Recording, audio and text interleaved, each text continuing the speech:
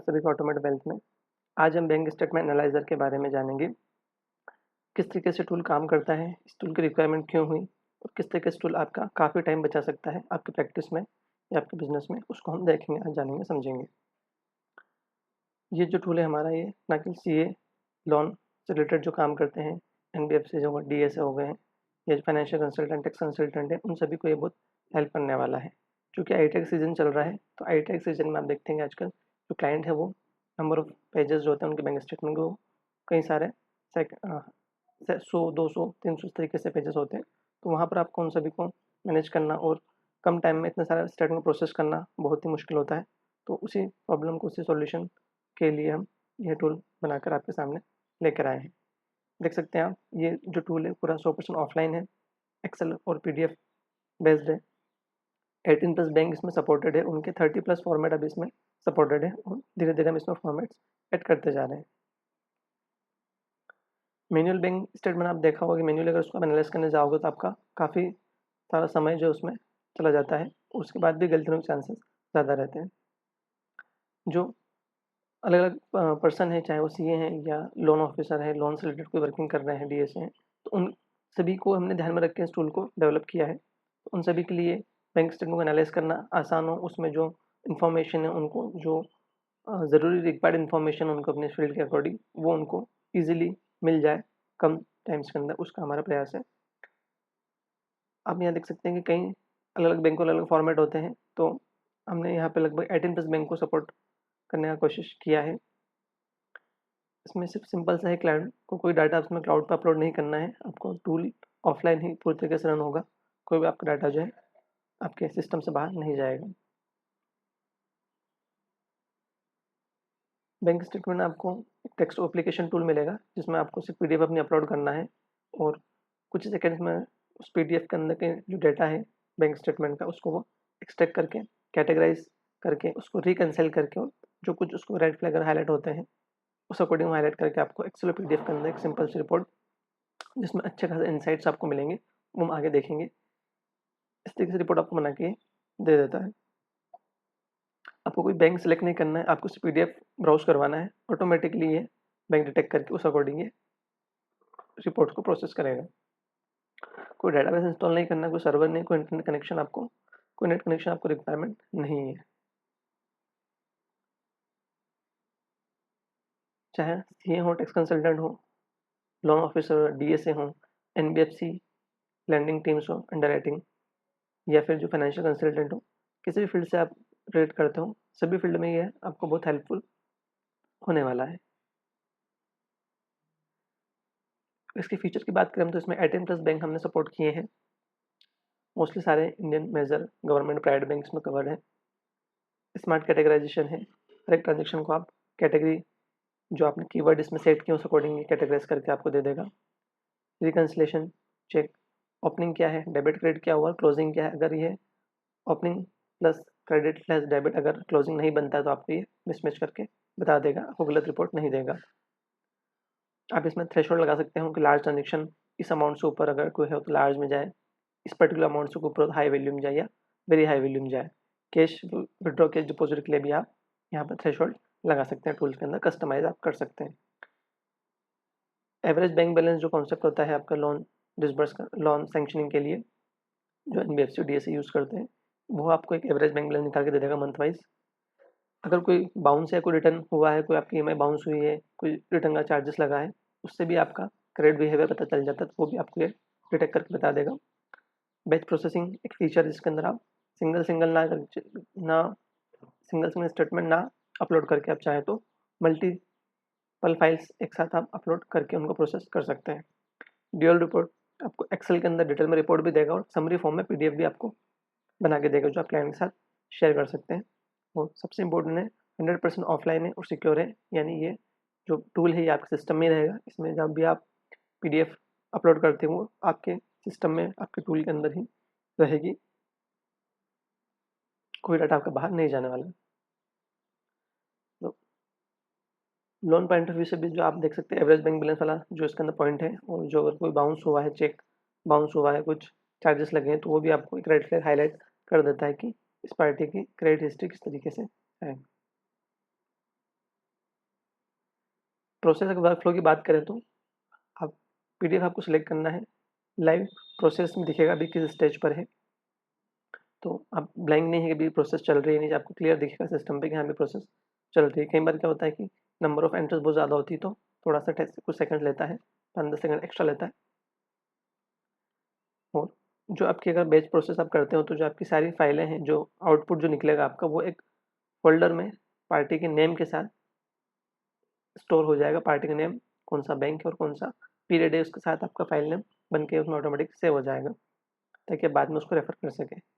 और अगर आप मल्टीपल फाइल आपने अपलोड की तो आप एक कंबाइंड समरी भी आपको उसमें बना के दे देगा। अब आप देखते हैं कि आप मैन्युअली कोई काम करते हैं और जब उसको आप ऑटोमेट करते हैं तो आपको कितना टाइम उसमें बचता है। जो मैन्युअल काम होता है, तरीका करने का होता है, उसमें आपको एक एक PDF को ओपन करके पेज बाय पेज उसको ट्रांजेक्शन को रिव्यू करना होता है।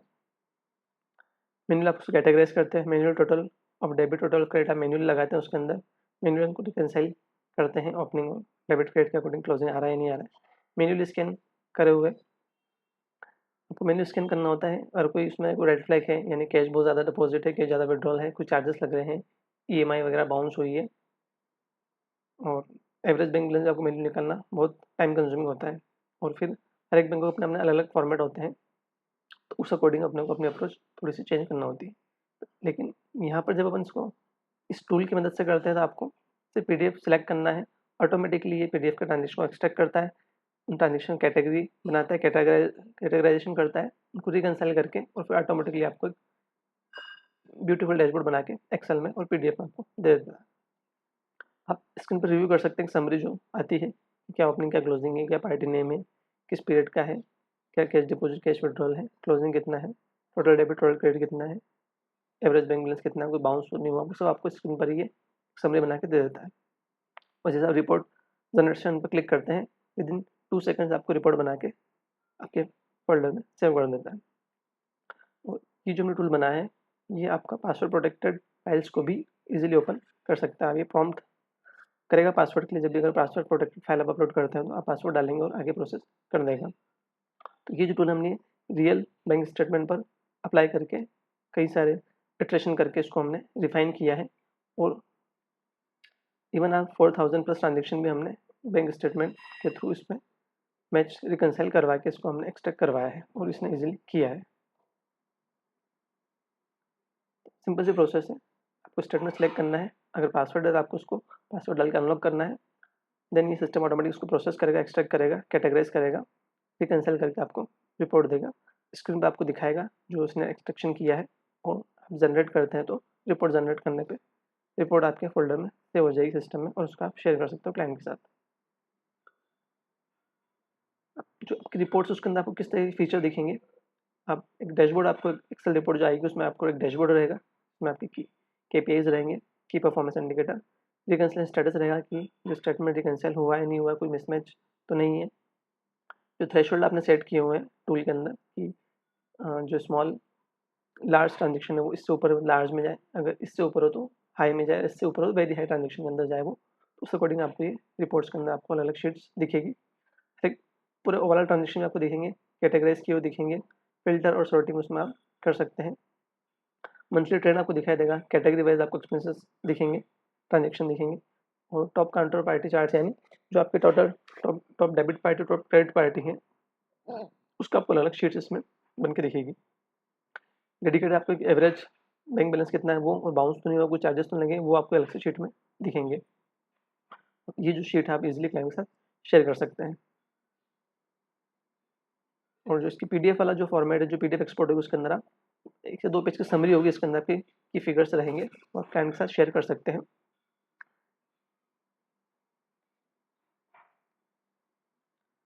अब बिल्ड डिफरेंटली ऑन पर्पस, यानी हमने अलग अलग पर्पस के लिए इसको बनाया है। 18+ बैंक में सपोर्ट है, बल्क में वॉल्यूम ये सपोर्ट करता है। अब कभी ऐसा भी नहीं है कि आपको ये साइलेंटली गलत रिपोर्ट दे देगा, अगर आपने कोई बैंक स्टेटमेंट अपलोड करवाया और उसको ये एक्सट्रैक्ट नहीं कर पा रहा, तो आपको ये क्लियर बता देगा कि ये फॉर्मेट सपोर्टेड नहीं है, या फॉर्मेट सपोर्टेड है लेकिन उसके अंदर कुछ एंट्रीज है, इसको ये एक्सट्रैक्ट नहीं कर पा रहा, फेच नहीं कर पा रहा है, तो भी आपको रिकन्सिलेशन के अंदर बता देगा कि ओपनिंग और क्लोजिंग है, लेकिन डेबिट क्रेडिट प्रॉपर कहीं अगर फेच नहीं हो तो वो मिसमैच में आपको ये रिपोर्ट में बता देगा कि ये मिसमैच है, यहाँ पर कुछ मैन्युअली उसको एक बार स्टेटमेंट को देखना पड़ेगा, या फिर आप हमारे सपोर्ट से कनेक्ट करके उस फॉर्मेट को इसमें अपडेट करवा सकते हैं। न केवल CA/CS के लिए, कंसल्टेंट के लिए, लोन ऑफिसर जो होते हैं, NBFC होती हैं या DS होते हैं, उनके लिए बहुत यूज़फुल है।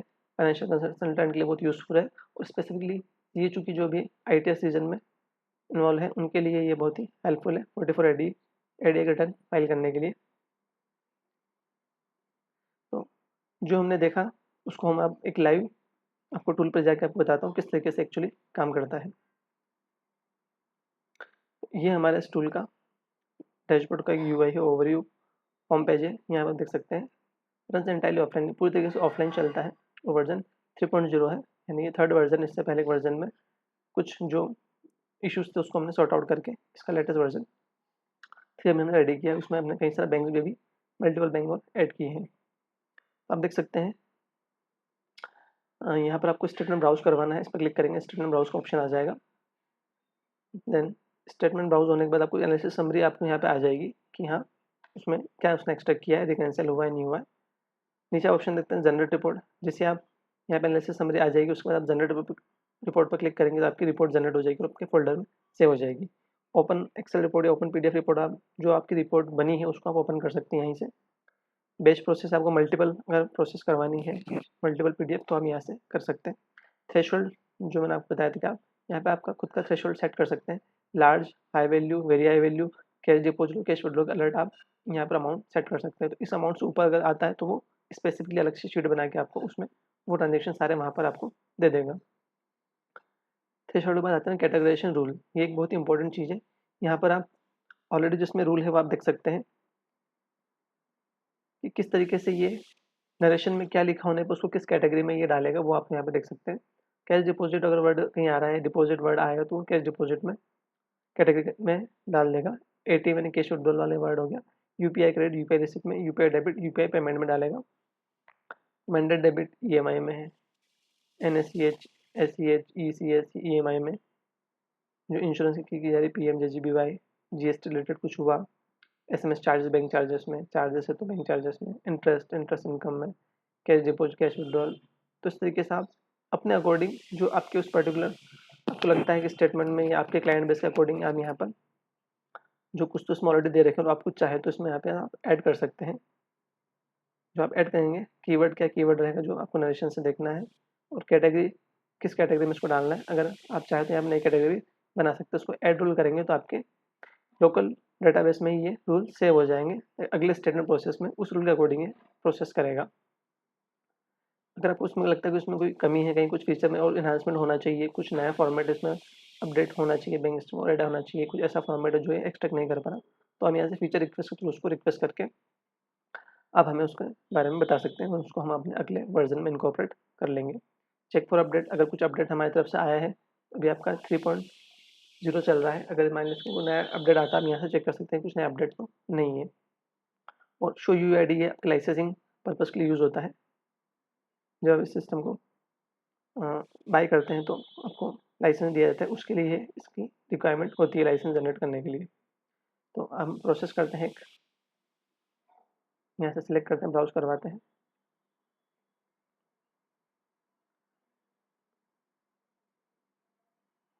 एक हमने बैंक ऑलरेडी इसमें देखिए यहाँ प्रोसेस चल रही है, ये बैंक यहाँ पे अपलोड हो रहा है। जितनी बड़ी फाइल होगी उसमें थोड़ा सा टाइम लग सकता है।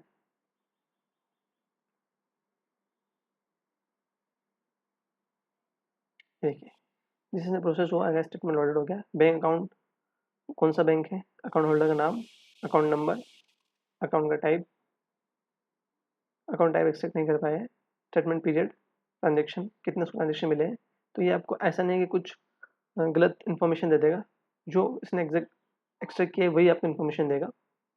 अगर कुछ इशू है तो आपको बता देगा कि यहाँ पे ये इशू है।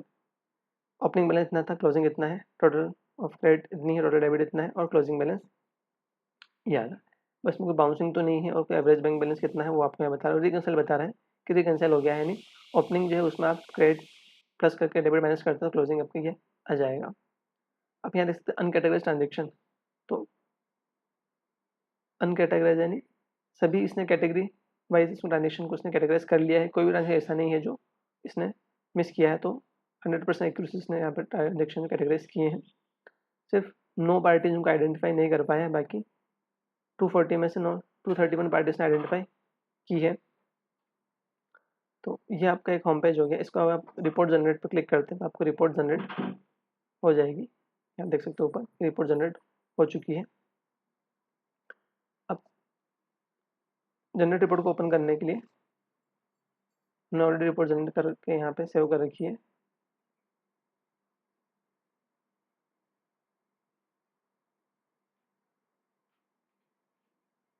यहाँ देख सकते हैं इस तरीके से आपका एक डैशबोर्ड बन गया है। इसमें आपके थ्रेशोल्ड वाइज जो large, high value, very high value की जो नंबर ऑफ एंट्रीज है वो आपको शो हो रही है। यूपीआई से receipt, payment, cash withdrawal, bank charges वगैरह, total cash deposit, cash withdrawal, bank charges वगैरह, एवरेज बैंक बैलेंस, बाउंस अगर कुछ हुआ तो वो, total debit credit, opening balance, net flow, total transaction जो उसने एक्सट्रैक्ट किया, नंबर ऑफ ट्रांजेक्शन, यहाँ पे आपको डायग्राम फॉर्म में दे रहा है। आगे चलिए आप देखते हैं वर्जन 3.0। इनसाइट जो कुछ इनसाइट इसने निकाले हैं, किस पर्सन का है ये, देन उसका नेट इनफ्लो कितना हुआ, लार्ज ट्रांजेक्शन कितने हैं, कैश एक्टिविटी किस तरह से हुई है उसने, बैंक बैलेंस एडजस्ट कितना है, और यहाँ पर आपको ऑल ट्रांजेक्शन एक्सपोर्ट करके इसने दिए हैं। यहाँ देख सकते हैं सारे ट्रांजेक्शन जो एक्सट्रैक्ट हुए हैं वो आप यहाँ देख सकते हैं। पार्टी, हाँ, और कैटेगरी, ये यूपीआई से रिलेटेड ट्रांजेक्शन देख सकते हैं, यहाँ पे यूपीआई वाला है। हम यहाँ पे फिल्टरिंग कर सकते हैं अलग अलग कैटेगरी जो अपन ने उसको कैटेगरी रूल के अंदर जो इन्फॉर्मेशन दी थी उस अकॉर्डिंग यहाँ पर ये कैटेगरी इसने बनाई है। देन मंथली समरी आपको बना के दे रहा है, मंथली अप्रैल से नवंबर में कितना, हर मंथ कितना क्रेडिट कितना डेबिट हुआ है, नेट इनफ्लो क्या रहा है, एवरेज बैंक बैलेंस आपका किस मंथ में क्या रहा है, आपकी ये डीएसी या एनबीएफसी के लिए लोन जो प्रोवाइड करते हैं उनके लिए बहुत हेल्पफुल है।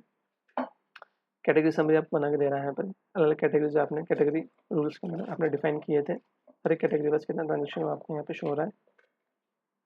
Total debit party, total credit party, ये आपको दें टॉप 20 क्रेडिट पार्टी जिनको आपने हाईएस्ट से लोवेस्ट की तरफ ये बता रहा है। Total debit party, last transaction जो अपने लिमिट सेट की थी थ्रेशोल्ड के अंदर उस अकॉर्डिंग लास्ट ट्रांजेक्शन आइडेंटिफाई किए हैं।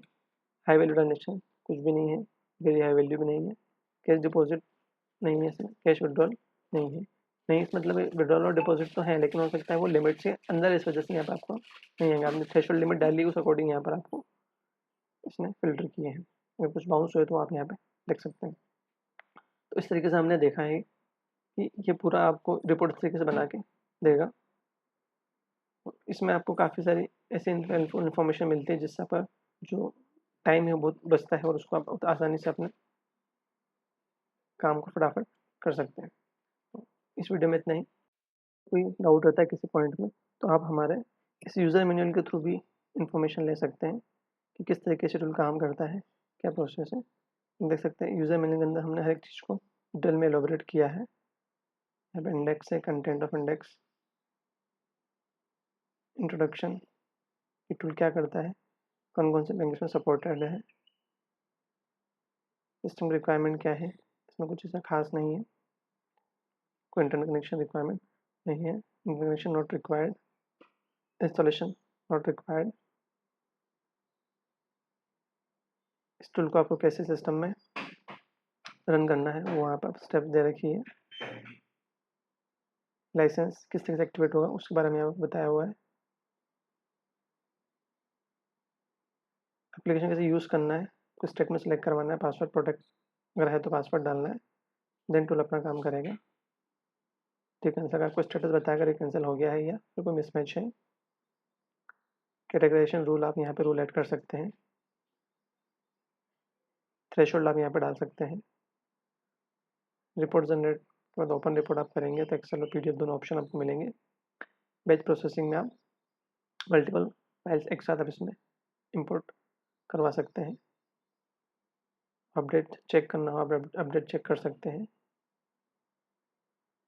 डाटा कहाँ स्टोर हो रहा है, जो फाइल आपने रिपोर्ट जनरेट वो कहाँ हो रही है वो आपको टूल पे ही आपको हालांकि आ जाएगा, लेकिन आप यहाँ से वो देख सकते हैं कि कहाँ जाके वो फाइल आपकी सेव हो रही है।